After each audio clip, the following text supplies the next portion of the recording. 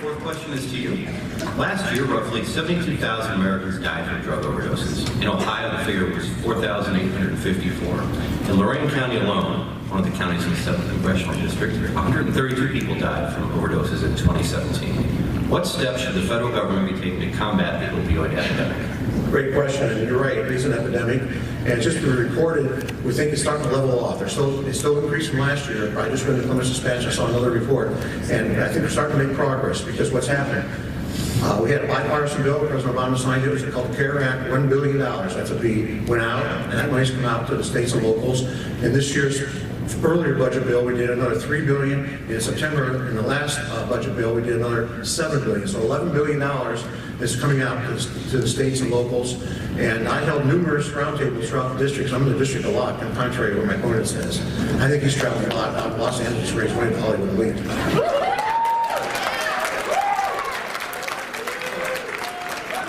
Stakeholders together. We brought the medical community, the law enforcement, the drug treatment people, and they all said they're starting to see this money.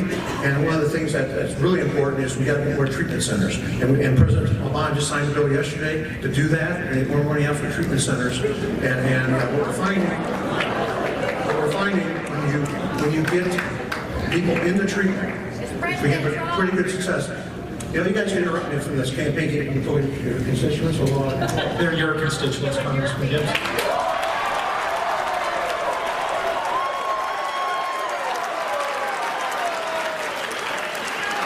Constituent supporters. You represent the entire Ohio 7th, both sides of this hall.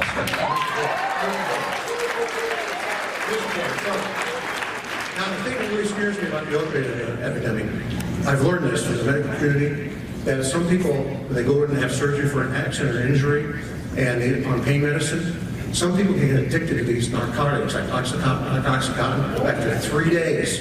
That's what's really scary. So I want everybody aware of that. Therefore, you do it. Now the medical community is aware of that, and we're starting to make that change.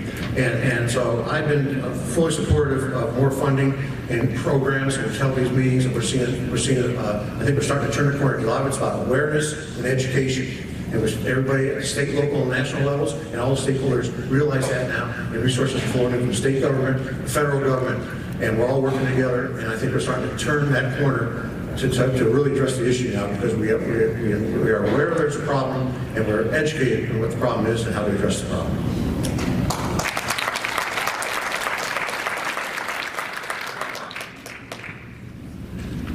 It has been 8 years, and parents continue to bury their children. It is time we call this epidemic what it is, a full-blown crisis. I'm not some late arrival to this issue. I was the president of a disaster relief organization. I've been in camps on the verge of epidemic outbreaks. I know what I'm looking at when I see it. I am getting sick and tired of talking to grandparents and parents and siblings who talk about bringing their loved one to the treatment center. They arrive, and the charge nurse signing them in says, first of all, thank you so much for arriving. At this point is a critical step on the pathway to recovery. And then choking back tears. That nurse says, come back in a few weeks.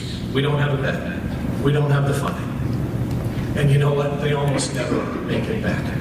Congressman Gibbs, you might not be aware, but Stark County, the most populous county in the district, had to rent a freezer truck to handle the overflow.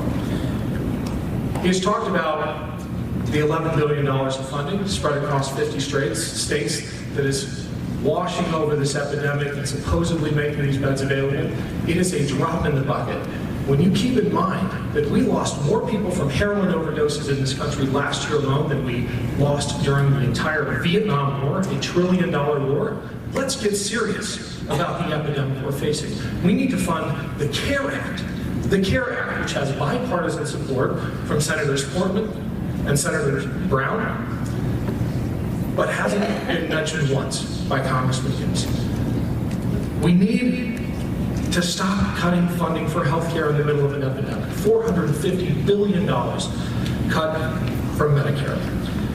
And again, if this were just an argument about ideas, we might be able to have the kind of disagreement I want to see in our politics. But it's not about ideas. It is about money. It is about the $1 million from corporate PACs. It's about the $123,000 that Congressman Gibbs has taken from the insurance industry. And worst of all, the money he continues to take from Cardinal Healthcare. Cardinal Healthcare, a company that has been sued by Mike DeWine, the Republican Attorney General. Cardinal Healthcare has been sued by Mike DeWine for its role in creating the opioid epidemic, the first manufactured epidemic in human history, and our congressman continues to take their money. Sir, please answer for that.